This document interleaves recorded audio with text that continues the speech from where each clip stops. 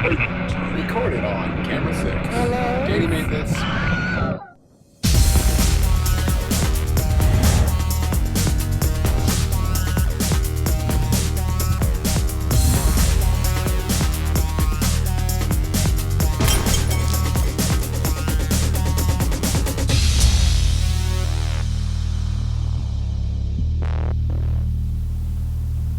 Good morning, Centennial. Today is Friday, April 12th, and you're watching Titan TV. I'm Morgan Yarnick. And I'm Braylon Beckton. Thanks for tuning in. We are far into the second semester of school, but that doesn't mean that students should stop working hard. Our reporter breaks down the weighted GPA system. It's a game they play for 4 years and can determine the rest of their lives. Everyone's a player, and to get to the top of the leaderboards is not only a challenge, but a struggle. This is the GPA game. GPA at Centennial is based on a 5.0 scale. Each grade in each class has a weight, and you receive points depending on your grade and the level of class. Levels include, in ascending order, regular, college/dual credit, and finally pre-AP and AP classes. For example, to get a 5.0 GPA, you have to have 100s in all regular classes, 95 in all college/dual credit classes, or a 90 in all pre-AP/AP classes. You will receive no credit for getting a grade below a 70.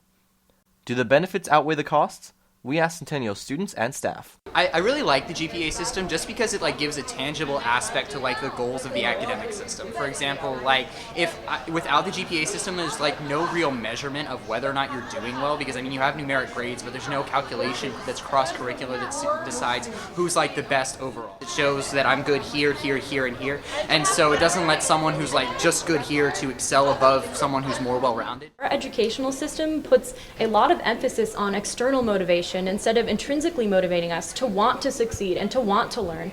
And until we get rid of the GPA system, well, you're not going to have any kids who want to learn just for the sake of learning. It puts us into competition and it makes us want to motivate ourselves to work harder, but sometimes it gets to us so much and there's no really reason for a kid to be stressing over something so simple as GPA, and so personally I'm just against it. I just think that the GPA, a lot of people hate it. A lot of my kids are obsessed with it, but I don't know what you replace it with. So it's almost like a necessary evil. Something's got to be there to say who is stronger than someone else, to someone who cares at college somewhere. But I know that everyone hates it, but I think it's just necessary. Your GPA also determines your class rank. According to the Texas House Bill 588, commonly referred to as the Top 10% Law, students in the top 10% of their graduating class will have automatic admission to almost any public school in Texas. You can check your GPA and your class rank at Family Connections off of the Centennial website. Here are the averages of each class's GPA in the top 10% at Centennial, as well as the valedictorian's GPA.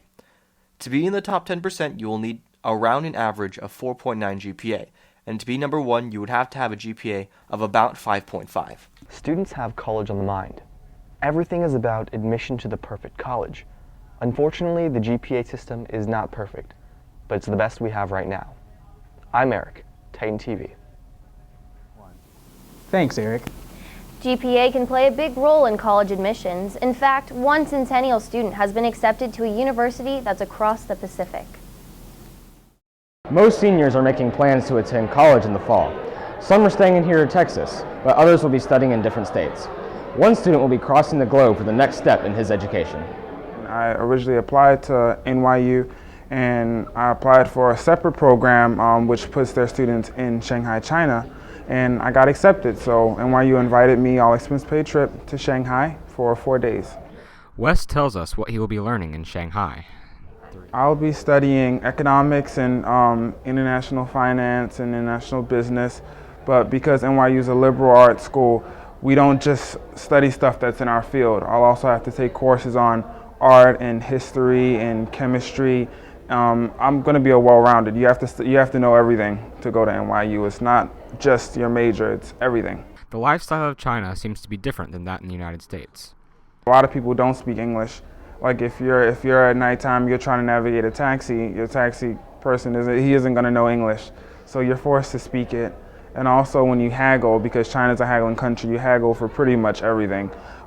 It's best to know Chinese. Like you'll say, After they give you a price, they'll give you this extremely high price. You say, "Taiguela," which means too much or that's too expensive. And then they'll lower the price by 25%, and you'll end up paying maybe a third of the original price. We wish Mark the best for his college career. I'm Sean McGee, Titan TV. Good luck in China. Don't forget about us in Frisco. Speaking of Frisco, with all the recent growth, it's easy to forget that Frisco was once a small town. Kayla has more. The beautiful and relaxing Central Park features cattle statues symbolizing an area that was once a small rest stop along the Shawnee Trail. This city is now a sprawling suburb of Dallas. Named after the St. Louis-San Francisco Railroad, Frisco carries on a rich legacy and history 111 years after its establishment. Frisco was founded in February of 1902. The St. Louis and San Francisco Railroad brought their tracks through this part of north central Texas in 1902. And they formed a subsidiary company called the Blackland Townsite Company, which purchased the farm of Mr. Emerson, and then they laid it out in lots and blocks, and they had a public auction. February of 1902 was that first public auction, and so people began to come here and build houses, or they moved their businesses here. There were lots of little communities in this area, but Frisco got the railroad. People who came here mostly were farmers. Cotton was a major crop that was sold here, but they also raised wheat and oats. The city is here because the railroad came, but farming is how it sustained itself until just in the last probably 20 years or so. Frisco is a city that is constantly changing. After all, it is progress in motion. This is Kayla Ritchie, Titan TV. Frisco seems to have come a long way. Whether you like the ice, court, or field, sports are a major factor in the economic growth of Frisco. Hey Titans, as you know, the Frisco Rough Riders, Texas Legends, and Tornado all have a major impact on Frisco. I talked to several people about the specifics. Roughly 60-ish% of the folks coming to Dr. Pepper Ballpark are coming from outside of Frisco, from the surrounding communities and all the way from downtown Dallas and north is where they come. We get a lot of folks from southern Oklahoma who will come out to our ballpark as well. So our demographics, if you come out here to the ballpark, it's tons of young families, a lot of affluent families, educated families, and kind of a wide spectrum of folks who do come in from all over Dallas-Fort Worth. We definitely love having the Rough Riders in the area because it's a positive effect on the economy, as well as our location here. Our sales tend to go up anywhere between 4 to 10%. That's before and after the event. So we definitely love having the Rough Riders here in the area. Our reputation has really gone far and wide on the sports side. We need to continually bring new people to Frisco to shop in our retail stores, stay overnight in our hotels, and have lunch and dinner in our restaurants. So it's all part of an economic package that we needed to generate a healthy tourism industry in our city to help support our local businesses. So we were the first sports team here, and then the Legends came, and then the Rough Riders came, and it really took off as kind of a minor league sports hub. Whenever, when families move, they're always looking for, obviously, family-friendly neighborhoods and entertainment and places where there's things to do. And that's what the Tornado, that's what the Legends, that's what the Rough Riders, that's what all we can all provide that. I think this helps out Frisco economically in a lot of ways. First of all, every game we have people coming from outside of Frisco to attend the games, and everyone who comes in here who spends money generates sales tax, which ultimately benefit the city of Frisco. So that's tremendous. I'm Abby, Titan TV. Thanks, Abby.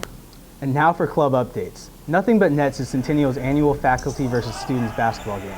At 4:30 on April 18th, come out to the main gym to support your favorite athletes and teachers. Last night, new NHS members were inducted for the 2013-2014 school year. Congrats to the new members. 2 weeks ago, NHS hosted their annual Easter egg hunt here at Centennial in the courtyard. Over 50 children of teachers and staff came out and had an awesome time hunting for eggs and taking pictures with the Easter Bunny. This was an excellent opportunity for NHS members to get service hours while also showing their appreciation to staff members for all they do here on campus.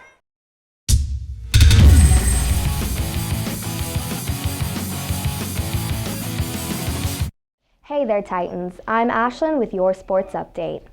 This past Tuesday, our Titan softball team fought hard but lost to Wakeland 8-12. They take on Frisco tonight here at 7. Also on Tuesday, the varsity baseball team defeated Liberty 3-2, pulling out a final run in the last inning to clinch the win.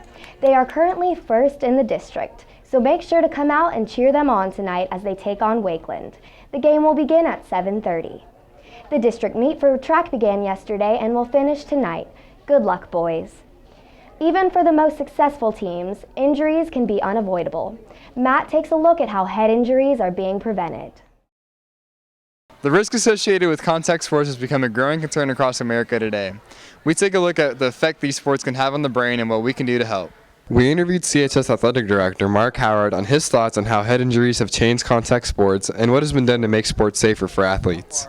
I think a lot of sports nowadays, and especially in football since it is a contact sport, have done a lot to try to prevent, not just based on what has been found before, but because the head is just the brain is a very delicate thing. A recent study was carried out comparing healthy athletes to those of the same age who suffered from a concussion 30 years ago. The results showed that those who experienced head trauma had symptoms similar to those of early Parkinson's disease, as well as memory and attention deficits. We asked current CHS football player Eric Robeson about his concussion and whether he thinks enough action is being done to prevent head injuries in contact sports. Better, like checking of the air pressure in the helmets could help. But it's football, you know, there's going to be big hits and concussions are going to happen no matter what. So you really can't fully take them out of the game. Honestly, I think contact sports have come a long way in that particular regard.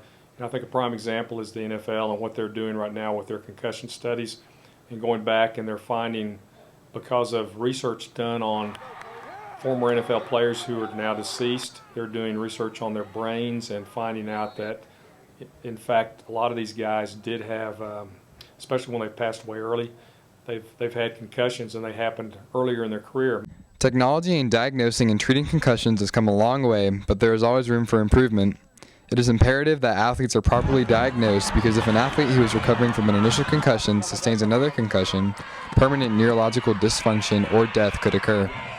I think probably education is the biggest thing that we can do. If we can educate our coaches and just the public in general, moms and dads, about the potential of concussions and us doing everything that we can, whatever that means, whether it's buying our kids helmets to wear, I'm talking about at home, anything we can to protect their helmet in the form of some kind of helmet device, I think we need to do that. Remember, Titans, rules are only there to protect you. This is Matt, Titan TV. That's it for this week's edition of Titan TV. Thanks for watching.